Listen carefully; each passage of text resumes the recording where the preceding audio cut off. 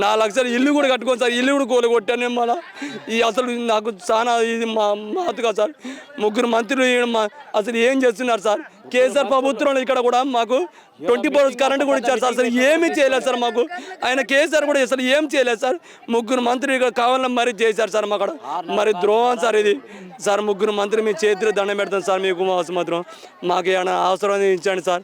అసలు మాకు ఏలేదు సార్. గూడు గుట్టుకుల్లా పోయి ఏలుగా అక్కడ భూదాన కాలం అంటే అక్కడ ఫంక్షన్లు ఉంటున్నాయి సార్. ఆ ఫంక్షన్ నిన్న కూడా రాత్రి కూడా వెళ్ళిపోమన్నారు సార్. అప్పటికప్పటికి వెళ్ళిపోమంటే అప్పటికప్పుడు మాకు ఏడ లేదు సార్. మీ పోవడానికి కొంచెం టైం ఏంటంటే ఆ నైట్ ఒక పూట ఆపారు సార్ మా కోసం. ఆ పూట ఆపి ఇప్పటికిప్పటికి కేటీఆర్ వస్తానంటే మీరు వెళ్ళిపోవాలంటే అప్పటికప్పుడు మేము ఏడిపోవాలి సార్. మేము ఎక్కడ పోయి ఉండమంటే మేము మీరు పోరా అంటే అక్కడ పోలీసులు కూడా ధర్నా చేస్తున్నారు సార్ మా కోసం. ఫంక్షన్ ధర్నా అసలు రానియలేదు సార్. మీరు గోడ దూక్కొని వచ్చాను. అసలు మరి ఇంత ద్రోహం, ఇంత ప్రభుత్వం ఇది జరిగేది.